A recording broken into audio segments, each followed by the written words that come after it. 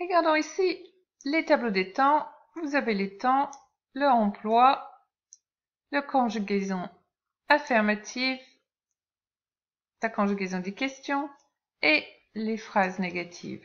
Commençons par le présent simple. Il exprime l'habitude, souvent avec un adverbe de fréquence tel always, never, sometimes, usually, often, every, on Sundays. Sa conjugaison affirmative implique le sujet suivi du base verbal, sauf à la troisième personne du singulier, on va mettre un S ou un S à la fin du verbe. Attention, c'est he has, he goes, he watches, he carries. Pour les questions, vous insérez l'auxiliaire do, does à la troisième personne du singulier, plus le sujet, plus le base verbal, les négations sujet don't ou doesn't, plus le base verbal. Puisqu'on conjugue l'auxiliaire, on va laisser le verbe tranquille. Maintenant, le présent be plus base verbale plus ing, aussi appelé le présent continu. Là, on va l'utiliser pour exprimer une action en cours de déroulement, une action en train de se passer en ce moment, souvent avec des marqueurs today, now.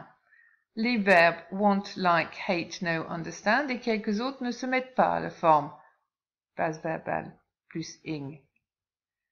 Conjugaison affirmative, sujet plus am, is, are, selon le sujet, plus le base verbal plus ing. Les questions, on inverse, am, is, are, plus le sujet en fonction du sujet, plus le base verbal plus ing. Les négations, sujet plus am not, isn't ou aren't, selon le sujet, plus le base verbal plus ing. On n'oublie pas de mettre, de conjuguer, puis de mettre be dans le présent be plus base verbale plus ing, sinon le verbe n'est pas conjugué correctement. Le futur. Donc il y a plusieurs façons en anglais d'exprimer le futur.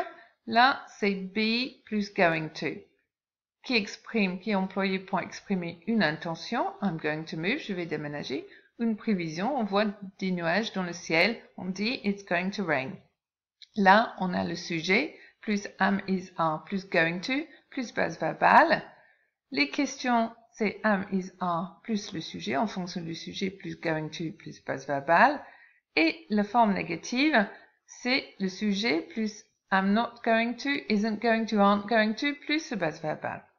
Si on veut exprimer le futur avec un auxiliaire de modalité, en l'occurrence will, c'est pour exprimer une future inévitable, souvent avec un marque de temps qui exprime le futur, tomorrow, next, ou une décision spontanée, I'll do it.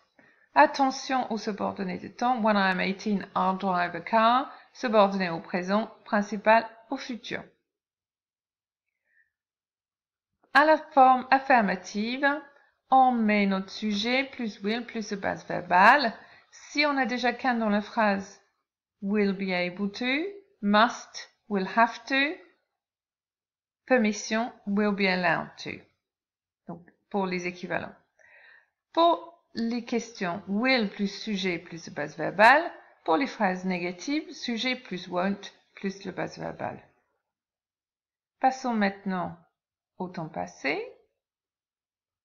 Prétérit simple, qui indique une action passée terminée datée, souvent avec une marque de temps yesterday, last, ou le temps écoulé avec ago.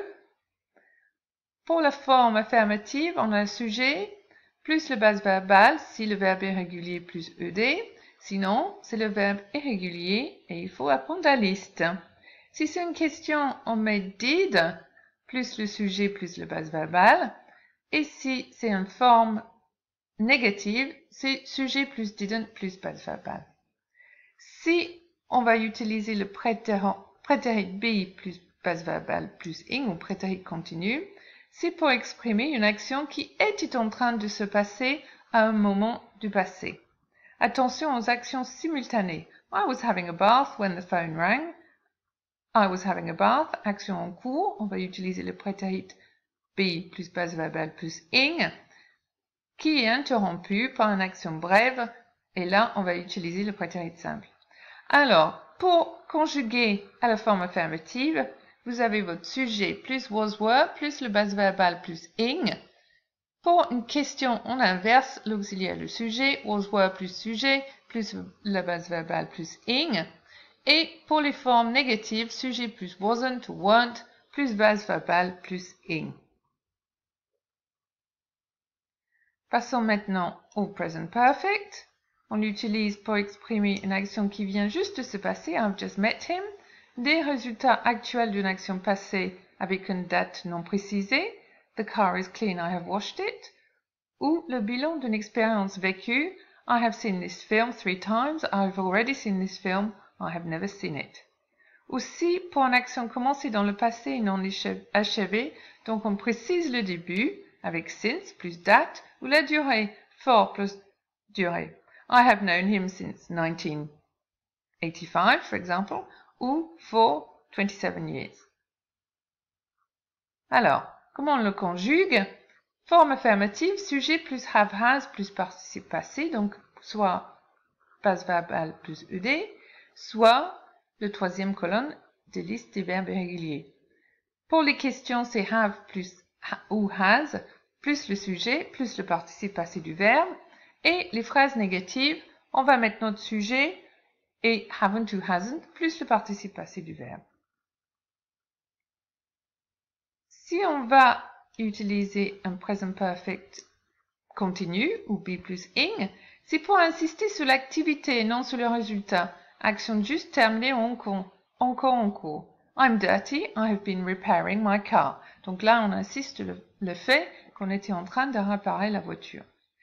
Ou pour une action commencée dans le passé et non achevée, donc on précise le début, since plus date, ou la durée, for plus durée. Lorsqu'on insiste sur la durée de l'activité.